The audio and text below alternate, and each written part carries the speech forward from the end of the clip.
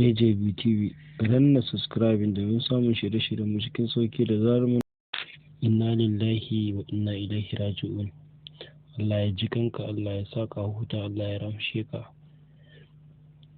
Jiya ranar Lahadi muna tare da wannan bawan Allah Kamal Aboki, muna nan zaune da shi nan Maiduguri cikin garin Borno State inda aka yi taro na crack boy. A wajen ne aka gama komai tare da shi cikin farin ciki da annashuwa.